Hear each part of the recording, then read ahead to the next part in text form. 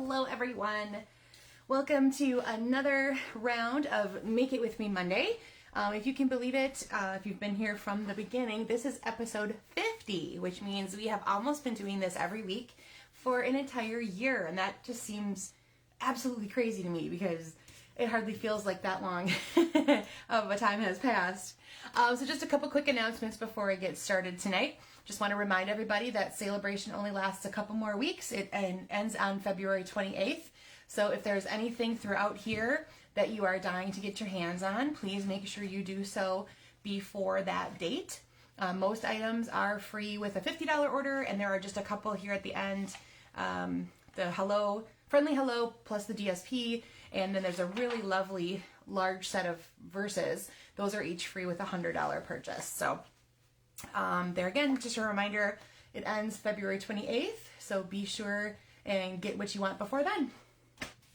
All right, so the items I'm using tonight are going to come from these two catalogs, the January to June 2022 mini and the May 21 to April 22 annual catalog. So any page numbers or anything I refer to, they're going to be in here. Throughout my projects, the two stamp sets you'll see are Best Year and Happy and Heartfelt. The Happy and Heartfelt is going to be in excuse me, the mini catalog, and that's going to be on page 51. And Best Year is in the annual catalog, and you're going to find that on page 103. All right, so let's get started. Here is what you needed to have on hand for tonight. Looks like my camera got bumped crooked. Hopefully I won't drop you now. Let me see. There we go. That's a little better. Okay. So what you need for tonight was a card base that was 4 1/4 by 11. And we're going to score that in the middle at 5 1/2. Mine is Blushing Bride. You needed some cardstock that was 3 1/2 by 3 3/4. Mine is Misty Moonlight. You need some, and also in the same color, some kind of shape. Hi Kathy, thanks for joining me tonight. Some kind of shape, approximately 2 by 3. It could actually be just literally a rectangle that's 2 by 3 or some other shape to fit your phrase that's the right size. So I took mine from the Hippo dies, actually, and they're in the annual catalog on page 163. Have some designer series paper, again, same size as that piece of cardstock, so 3 1/2 by 3 3/4. And then if you need a neutral piece for the inside, you want to cut that at 4 by 5 1/4. And then you want a phrase to fit, again, that for that shape or rectangle or whatever you used. And you want to have some narrow ribbon or twine. So I'm going to be using this cotton ribbon in Misty Moonlight, and it's in the mini catalog as a pack with some petal pink, and you can find those on page 43 of the mini catalog. So again, I'm using the Misty Moonlight one. Alrighty, so remember, you're probably gonna need a scissor on hand for that, and then your ink pad and your phrase that are gonna go on your shape. Alright, so this should be really easy to put together once you've got your stuff stamped. So, and it's just one quick stamp. I'm assuming you guys just have one phrase. That was a little squeaky, wasn't it? All right, so I am using the Happy Birthday to You, which is part of the Best Year stamp set. All right, I'm using Night of Navy ink on my Misty Moonlight, and hopefully, I did manage to get it mostly straight. Sometimes it's hard to see when I don't quite have it above view. You don't want to see the top of my head when I'm stamping, so. All right, so there is my Happy Birthday message. Just gonna set that aside for a second. Okay, so let's take our card base. Go ahead and fold that in half on the crease. And I'm going to give mine a little extra burnish with the bone folder. So this one is going to open sideways, like so. And the first thing you're going to want to do is just make sure you've got your 3 1/2 across the top and your 3 3/4 going down the side. We're going to start with our cardstock. And, oh, you know what I forgot to bring over? Would be my adhesive. That's so silly. All right. Grabbing my seal. Talk amongst yourselves for a moment. Okay, so let's put some adhesive on that piece. We're going to put it at an angle. So almost to this edge, almost to this edge, and almost to that edge up there. So I'm going to want to turn mine just a little bit more. All right, so it sits on an angle, however you make it fit the best. We're going to do the same thing to this one, our DSP piece, because that should be exactly the same size. Hi Ruth, good to see you tonight.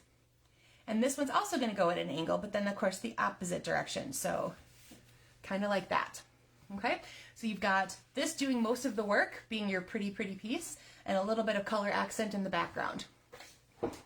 All right, let's go ahead and take that ribbon, and you can decide if you want to do a knot or a bow or whatever you want to do. Now I judge my ribbon, like I let it hang off a little bit to one side, and I pull it just about to the same spot on the other side, and that's where I cut. That usually gives me plenty of ribbon to go around my card and make my knot or my bow.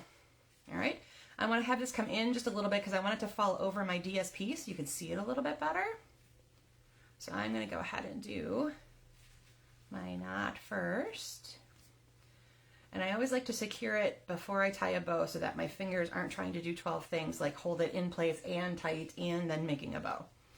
All right, so again, if you're not a big bow maker, just leave it as a knot. That's totally cool. All right, pull that tight and then trim off anything that's a little bit extra. So I have just a little cut to make here. All right, so there is our bow. And then we're gonna go ahead and add that phrase, and you can do this directly onto here, like so, or you can pop it up with dimensionals. And I'm just gonna go ahead and adhere that straight down with my tape runner. Whoop. There we go. Okay, so in case I forgot to mention it, my DSP is hand penned, and that is in the annual catalog, page 131. All right, so there you go. So those came, like I said, hippo dies, hand penned. The ribbon is from the mini catalog. And so that is a really quick and easy way to use up some larger pieces of your DSP, making a nice focal point with them, and just pulling those colors directly out from there. All right, so while you guys are doing a little catch up, oh, and then like I said too, if you have that neutral panel, you're going to want to put it on the inside if your card base just needs it, especially if it's really dark. All right, so from this then too, I went to my Sweet Talk Designer Series paper, which is in the mini catalog on page 9. It's the one with all the Valentines and candy hearts and things like that. I just absolutely love that Designer Series paper. And I kind of did opposites with it. So I used my dies to die cut some hearts, and I cut the paper, and then I did opposite types. So I have a white background and I have a red background, and then I used the opposite hearts. And you can see I did the same with the die cut piece here, which is from Stitch So Sweetly, and that's going to be on page 166 of the annual catalog. I added some red rhinestones. These little hearts here, they actually fall out of these when you die cut them, so I just added one to each of those. Then another red rhinestone is in there. And then this is part of a pack of, it's called the Playful Pets Trim. It also has a baker's twine that's black and white spun together, and it has this really cute little tiny stitched red and white ribbon. I thought that one was super cute. All right, so a couple different options that way. Then I took that daffodil paper that we've been working with a couple times lately, and I thought this piece here was just perfect as a focal point. And instead of doing a ribbon all the way around, I chose to just highlight some of the scalloped lace trim. That's in the annual catalog, page 140. And I put that across the top there, or not across the top of the Designer Series paper. And then my phrases popped up over that. And again, this shape comes from the hippo dies. So I thought that one was really fun too. All right, and then this one here, that Flowering Fields paper has some just absolutely lovely tulip images of all kinds of colors. So this is a Mango Melody and Pumpkin Pie combo that I pulled directly from that Designer Series paper. And then the dark green in there is the Early Evergreen, so I pulled that ribbon as well. And then this shape comes from, again, the hippo dies. I love the dies from the hippo set. As you can tell, I use them a lot. I actually have yet to make a card with the animals part of it, but I love the dies that go with it. All right, so that was Daffodil Afternoon Designer Series papers. All right, let me set these all aside and we'll do the stepped up version. So this was our on-camera sample. That was super simple. And here is my stepped up version. I'm gonna bring it up a little bit and see if you can see. I put my blue onto another piece of white. So the white is actually the part that's the 3.5 by 3 3/4 size. And then I cut my Moonlight paper down just a little bit from there.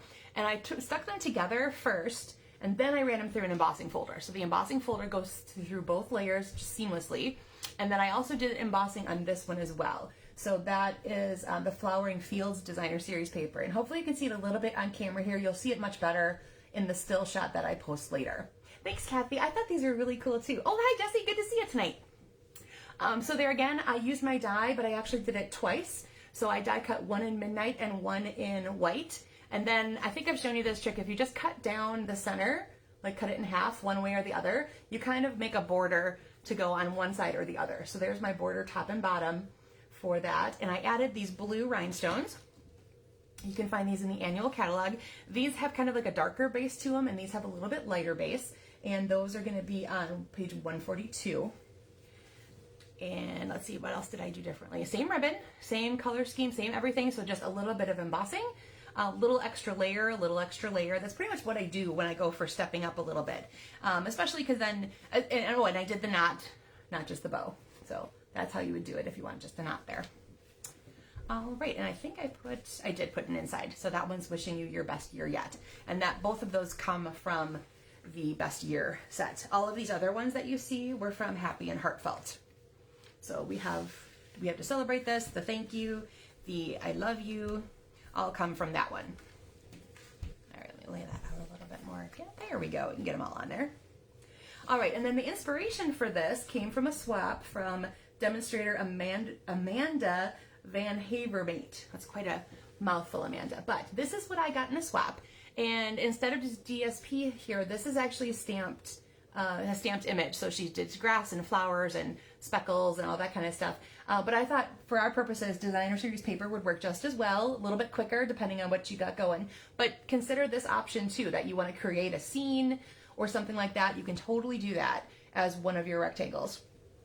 And then she had a larger phrase that fit in there perfectly, and I think it goes together really, really nicely. And then she added one of those really cute little brass butterflies that we find in the mini catalog.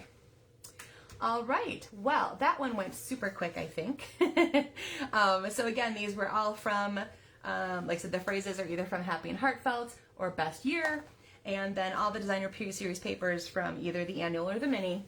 Except for this one, of course, is Celebration. So if you fall in love with this daffodil one, make sure you grab those up before the end of February. All right, well, thanks you to everyone who joined me here live. Don't worry, it'll be ready to see in just a few minutes, so you can catch up in case you missed something at the beginning. And I guess that's it for tonight, everybody. I will see you again next week. It is Valentine's Day itself. I should be here live, but I'll keep you posted on if you'll see a video or if you'll actually see me live. And if you have Valentine plans, enjoy, everybody. Love it. All right. Have a great night, everybody. We'll see you later.